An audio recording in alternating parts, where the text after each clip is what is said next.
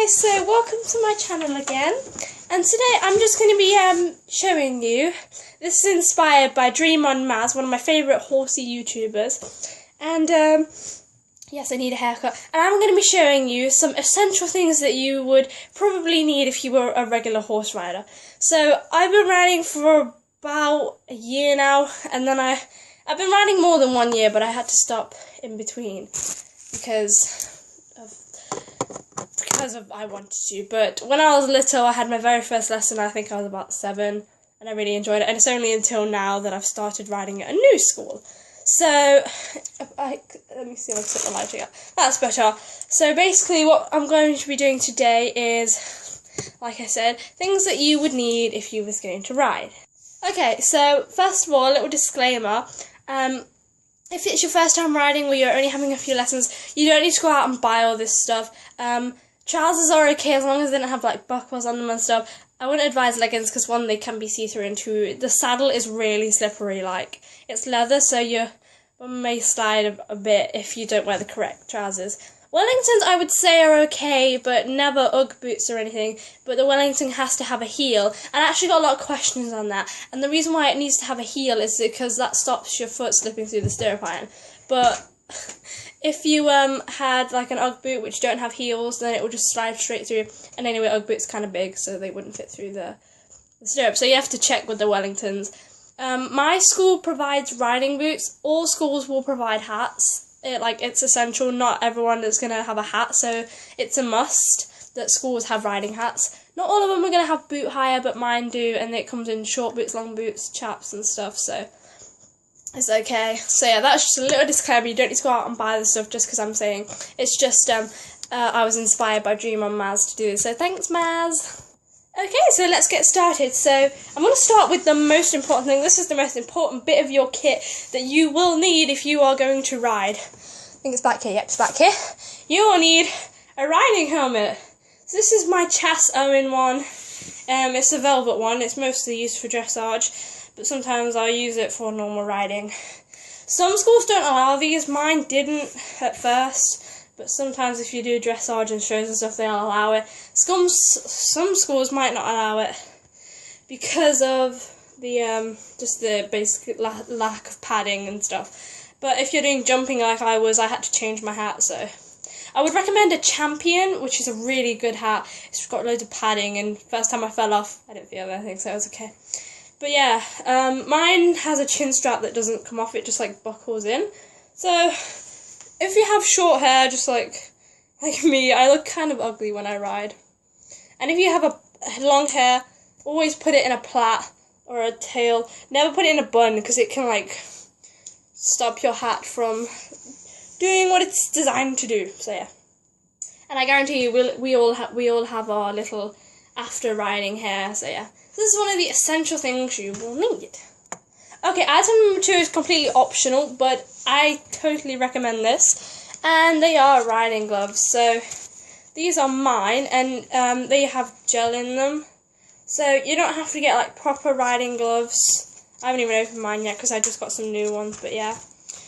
So riding gloves are mandatory for competition, which means you have to wear them for competition, but optional for everyday use. And the thing is with riding boots is I like the fingerless ones because with normal gloves, my hands tend to slip out the reins, and you'll know if they're real because they have like these things. They might not always, but you can just wear normal gloves, but you would have to be fingerless because I found it really hard in my first ever lesson, like to use normal gloves because so yeah. They have like gel inserts and stuff, and I can take them out, and they're fingerless so that I can, and they have like Champion thingies on them, like stars on them, and you get really nice designs and stuff. So yeah, and people ask me, where do I get all my stuff from? Most of my stuff is from Go Outdoors, really good horse retailer. So yeah, just optional, but because it gets cold, they are really good if it gets cold, and really good. Okay, third thing is a riding crop, but I had a riding crop, but I haven't been to the stables in 2 weeks because I've been busy and everything, and I lost my whip. Somebody has taken my whip. So it's been featured on my other channel. It was about the length of my arm, and it was a black one. It was by Shire's, and it was a really nice one, and it was a little bit expensive, just under the £10 range, so in my eyes it was quite expensive, but yeah, I can't find it, so when I find it I'll let you guys know. But that is a thing that I would definitely use, but most schools do have crops and stuff that you can borrow if you don't have your own.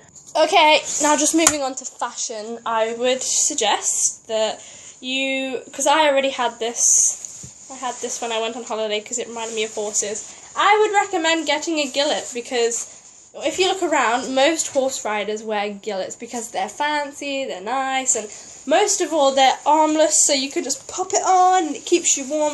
It's either called a gillet or a body warmer, and you can pretty much wear it over anything.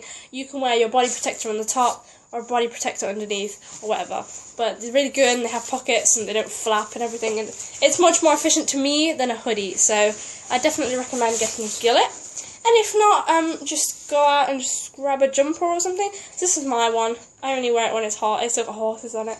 And the one I normally wear says nerd on it. So yeah, just like a nice jumper or something that will keep you warm, but at the same time won't restrict you. Because with my hoodie, first time I went riding at my old school, it used to flap and it was too big. So I prefer jumpers over hoodies when I ride. Oh, next it's the big one.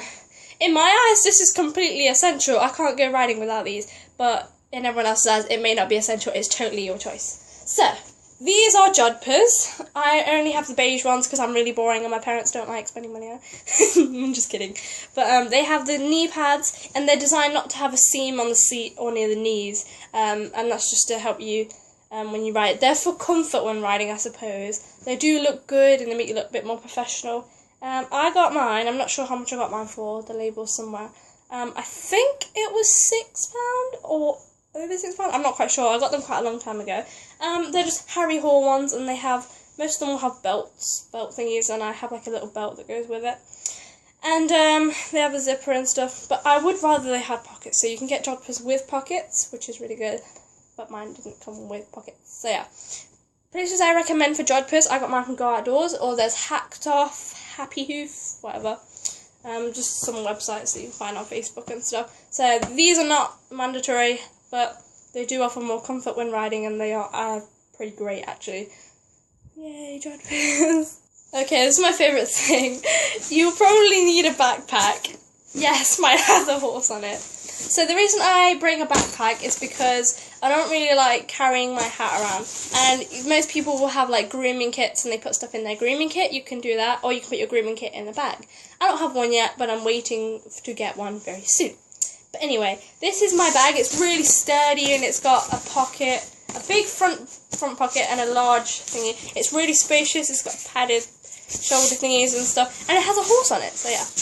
And I recommend a backpack because at first I took my super dry and didn't really keep much. So in the front pocket you could keep your hand sanitizer, your lip balm, your gloves, whatever you want, like thingies for women if you're unfortunate to horse ride at that time, because let me tell you, it is really bad.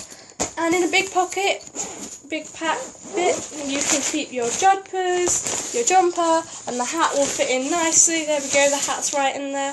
And yeah, you can keep your purse in there as well, which is really amazing. So yeah, that is why I totally recommend a backpack or something to carry your stuff with. Or if you're like me and sometimes you don't want to take anything, then just carry your whip in your hand, but I find it easier to put my phone in it and everything. So yeah, so I recommend a backpack. Okay, almost finished on this, but the thing I would highly recommend if you're riding regularly, mud, is some riding boots. So I invested in these Shire's ones, and they are so dirty because I took them on holiday, and it was like a road trip, and on road trips it gets really muddy in the countryside, so I took these bad boys. They are completely waterproof. Shire's boots amaze me. They are completely waterproof. I was walking through the lake in these, and it came. You can see where it came up, like up to here and stuff. There's like lines and stuff, but they are completely waterproof. And at the yard, it gets a bit muddy with all the mud and stuff. And when you're turning out, I prefer long boots for working and short boots and half chaps for riding, because I find the